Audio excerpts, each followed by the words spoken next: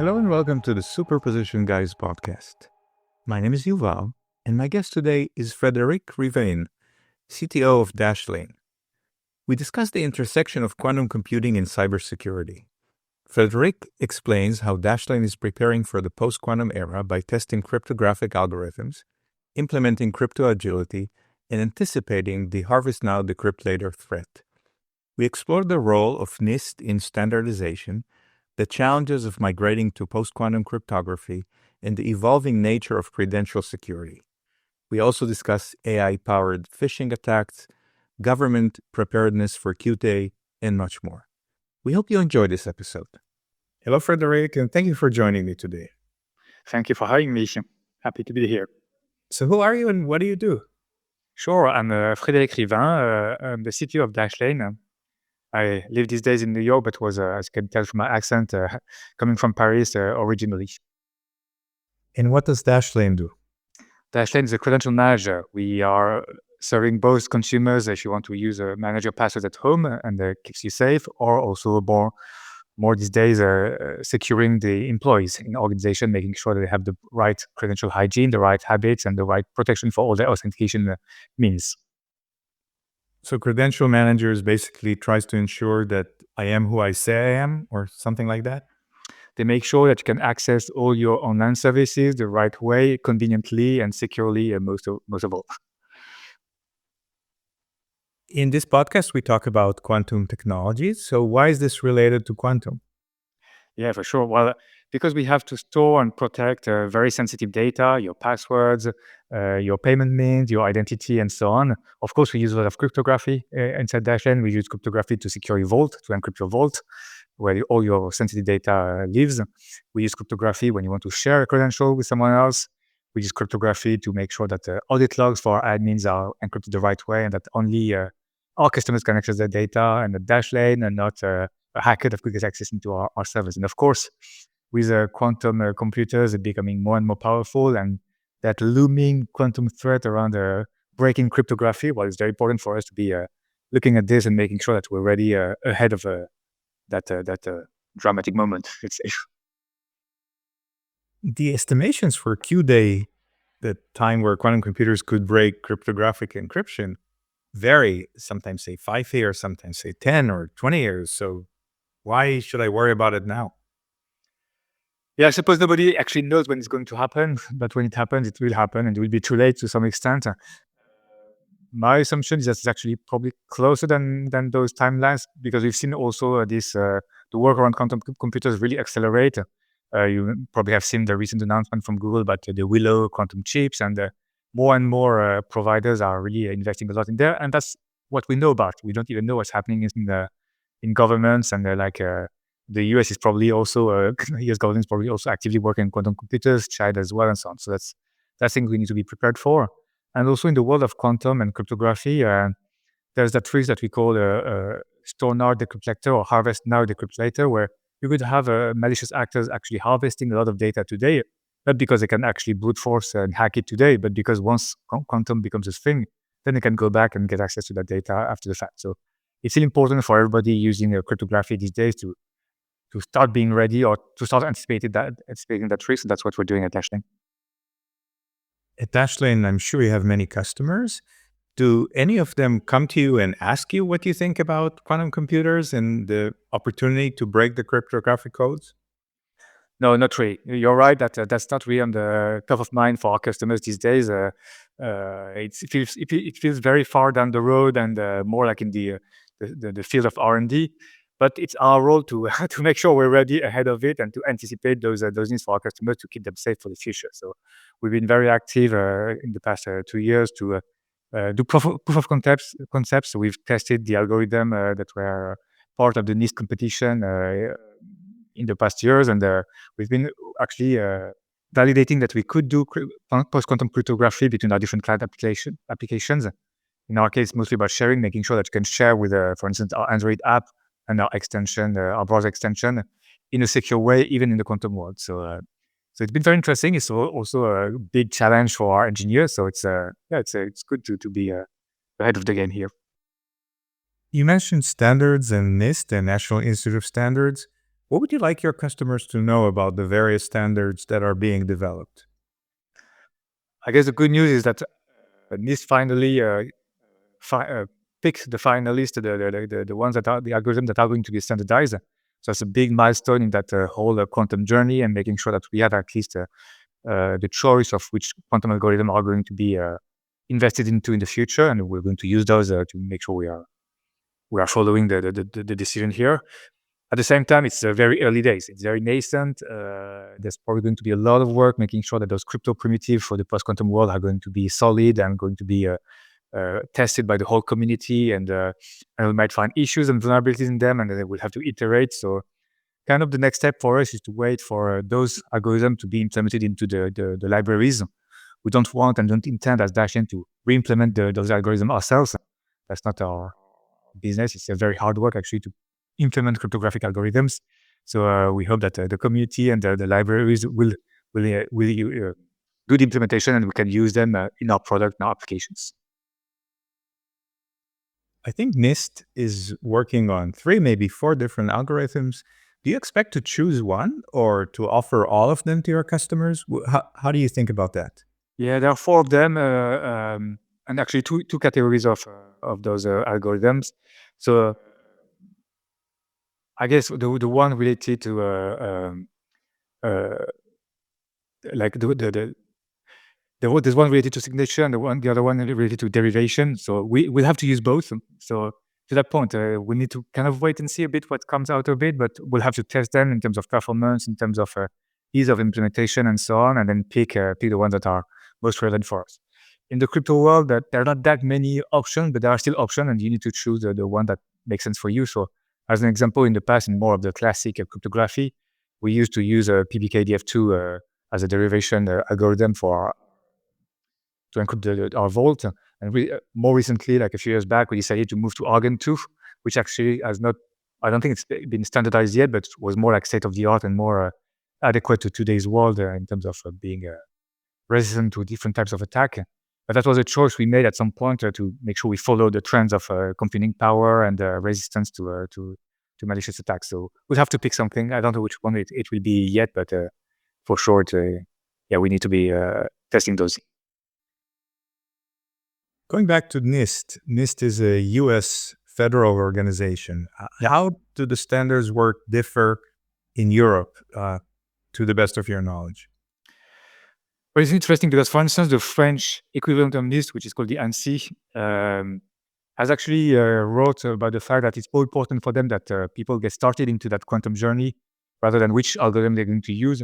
And actually, NIST has a very important influence on the overall world. So I think the ANSI is going to follow suit. They're going to test those standards as well and make sure that they fit the needs of France specifically, because that's the example I'm using. But you don't have that type of same level of consistency across Europe. Every country has their own standard body, and they try to align at the European level. But still, I think everybody is going to follow suit and collaborate with NIST to make sure that there's kind of some standards that will come out of it worldwide in a sense. But yeah, that's why I'm saying like those algorithms that have been picked with this might not be the ones that end up being the final ones at the end of the journey. But as we start there, and we can start using those, make sure that they work fine for today, and then we iterate and increment as we go with the community. Let's assume one or more of these algorithms get implemented into libraries, and then you integrate them into your products beyond the proof of concept. And now Dashlane products have post-quantum cryptography encryption built into them. What do your customers need to do? Do they do nothing and just enjoy a better level of encryption, or do they need to go through a certain process? No, the goal is definitely for them to do nothing. And that makes what makes the whole migration to that world very complicated. We've done the multiple cryptographic migration in the past for Dashlane. They're always very sensitive migration because you need to make sure that you don't break everything. You need to make sure that you ensure backward compatibility, because you may have old application versions out there in the wild that are still being used by our customers. So you need to figure out the right migration path and do it the right way. And that's why one of the concepts around post-quantum cryptography is crypto agility. That's something we already do, which means that you are able to support multiple cryptographic layers at the same time, and you have hybridization of those different cryptographic layers together. We already have this with PBKDF2 and Argon2. That's a kind of you can use both of them at Dashlane. We'll add just another layer that will hopefully nicely fit with the other one, and you have those multiple layers together at the same time. And whether you are using an old version of Dashlane or a new version of Dashlane, it needs to keep working for you whatever you do. So that's the challenge as well. By the way, we're still at the sort of the proof of concept level. We haven't really yet invested into making it to production because it's a pretty complex challenge. For Dashlane, does processing power matter? I mean, what I mean by that is, I may have the latest MacBook Pro and it has a very strong processor, but then someone could have an old phone or, to the extreme, an IoT device that may not be as strong. Is that something that you're thinking about? Yeah, definitely. And that's why when we consider new crypto primitives, we test them and we need to make sure that they work with the right level of performance, whatever the type of device is. The good news is that in our case, the vault is generally pretty small. The data that we store is not heavy data. It's actually passwords are just strings of text at the end of the day, so it's not super heavy to decrypt and encrypt. But still, that's processing power that you need to factor in. So definitely on our mind to make sure that we achieve the right level of performance and scalability from the perspective. You mentioned that none or very few of your customers came to ask about quantum. But what if a customer came today and said, well, I read about this harvest now, decrypt later. What are you going to do about it? How can you help me today? What will your answer be? Yeah, actually, we've been pretty transparent about our journey on the topic. We've written different blog posts where we shared our learnings about testing the different algorithm, prototyping it, and so on. And we've been actually even sort of trying to educate our own customers that were more into it about the fact that also on their side, they need to start looking at it and making sure that they get ready.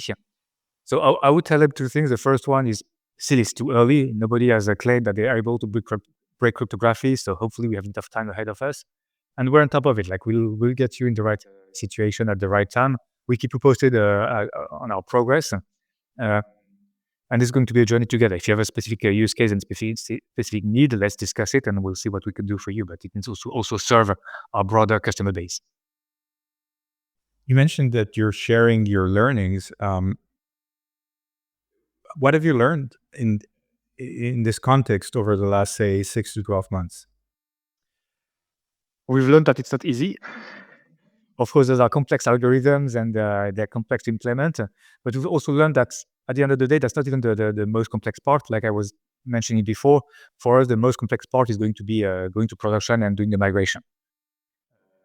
It's sensitive data. We don't want to break the vaults of our customers because at that point, they don't get access to their passwords and their passkeys and everything, and they can't authenticate to their system. So it's going to be very important for us to do it the right way. And in our case, since when we talk about breaking cryptography, it's really about asymmetric cryptography. So in our situation, the key feature that uses asymmetric cryptography is sharing.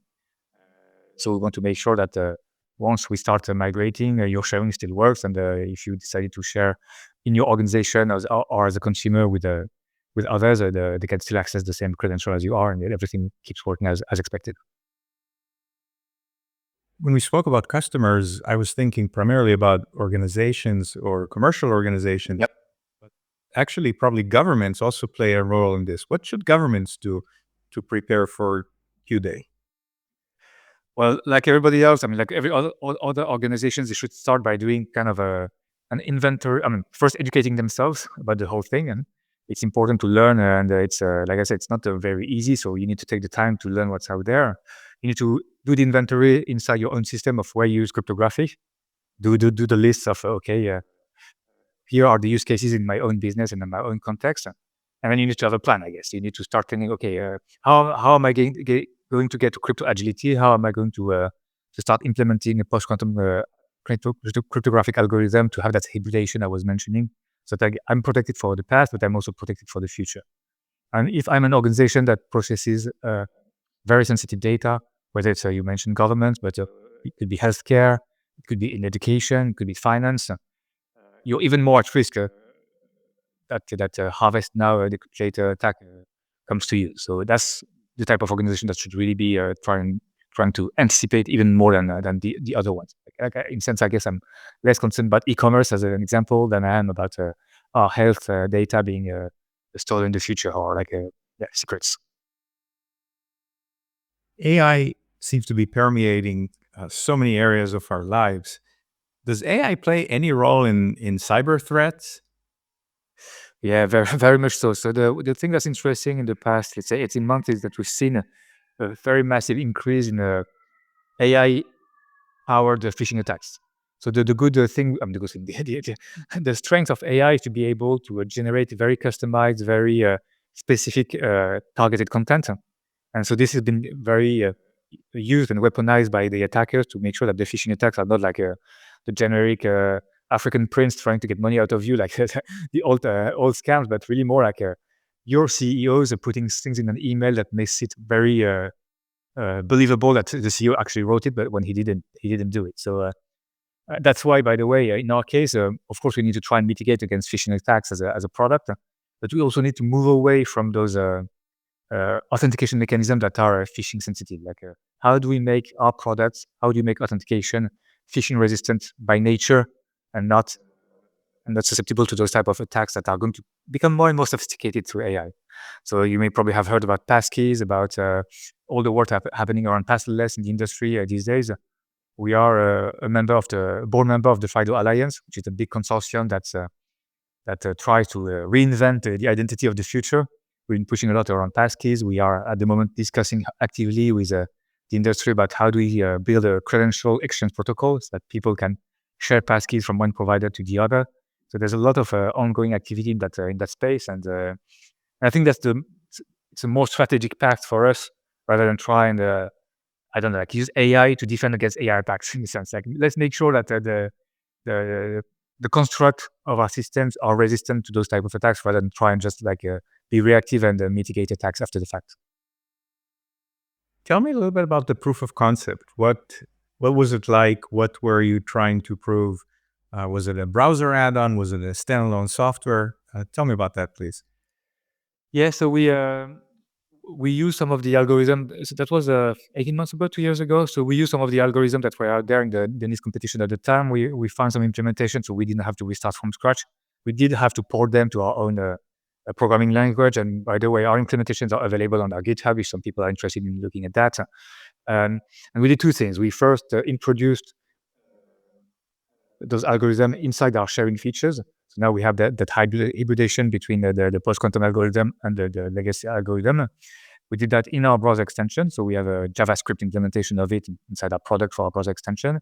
And we did the same type of work in Kotlin for our Android app.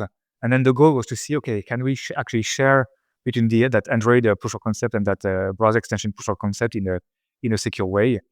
And that worked. So we were happy about this. And that's where we left off. So at this point, it was okay. It seems to work. We know how to do it.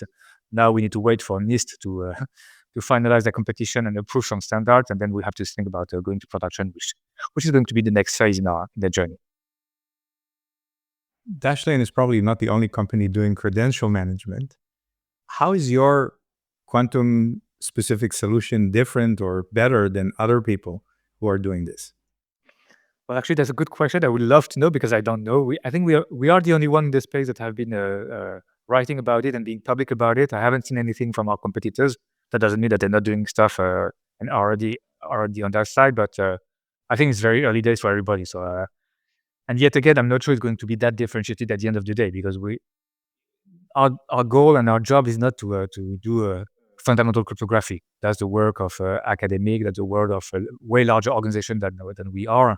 We're going to use the implementation into libraries and the crypto primitives that are validated by the community, and we're going to apply them to our own product, but not reinvent them. So I think at the end of the day, we'll kind of all do the same.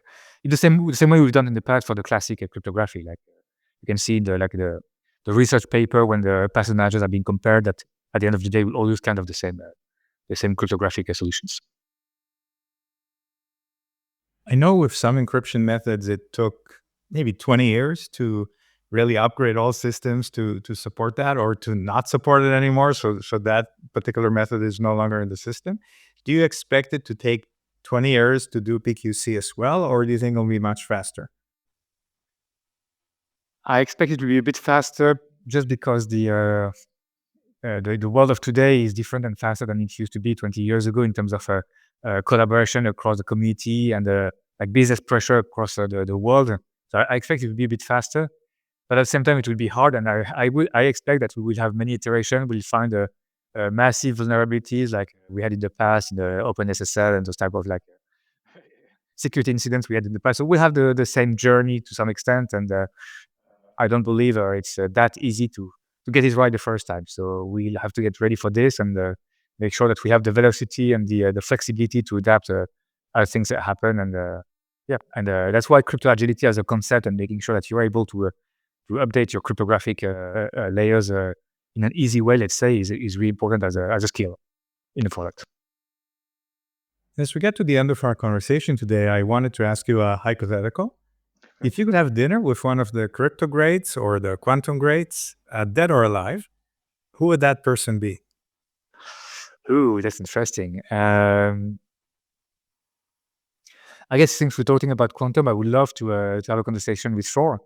He was at the heart of some of the the whole conversation. So and it's a very fascinating world, the world of mathematicians that are looking at those crypto topics. Like it's super complex math behind the scenes. So I would be just curious to understand what's how do you have the reasoning? And I'm not a mathematician myself, but it's very fascinating to think about, okay, those people are just like not on the whiteboard, but almost on the whiteboard, they come up with some ways of making sure that either you can break something or you can actually protect for something. So that's, whether it's Shor definitely or the other famous mathematician is Grover. So both are, I would love to talk to them.